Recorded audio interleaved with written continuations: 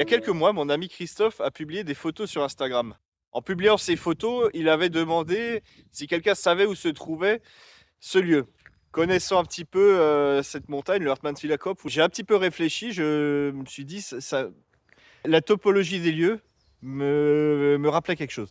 Comme souvent, mes promenades démarraient au Hirtzenstein. Si ces photos me disaient quelque chose, c'est parce que je suis passé très souvent devant en voiture. Quasiment à chacune de mes balades en fait.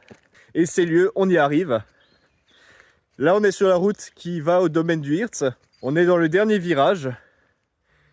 Et regardez là à droite. Ça vous dit pas quelque chose?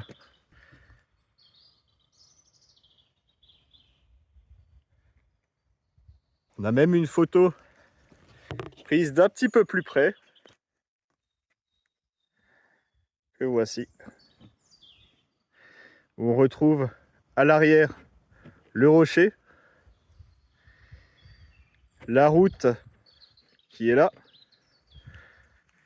Et lorsqu'on va un petit peu en contrebas, là en bas,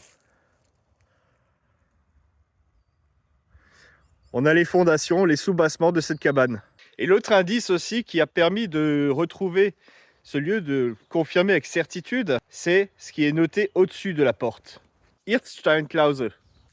Ce qui fait indubitablement référence au Hirtzenstein, le rocher qui est juste au-dessus de nous. Donc on a là au-dessus un éperon rocheux. C'est le rocher du Hirtzenstein, le prolongement du rocher du Hirtzenstein, la crête, qui descend ici, qui arrive sur ce virage. Et lorsqu'on continue, on a ici ce rocher qui est bon, malheureusement derrière les ronces.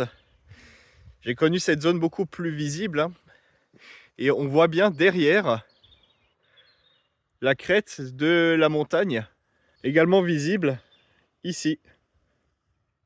Alors si on se fie même à l'une des photos, j'ai l'impression que cette route était obstruée au niveau de ce virage par des pancartes en bois, des sortes de panneaux qui devaient certainement cacher la vue de l'ennemi, puisque derrière moi se dresse le sommet du Vieil-Armand, donc le Vieil-Armand, de toute la montagne du Vieil-Armand, avec les lignes françaises qui étaient à quelques centaines de mètres.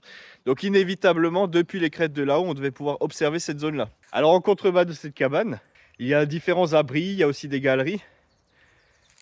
Mais ça, ce sera pour une prochaine fois.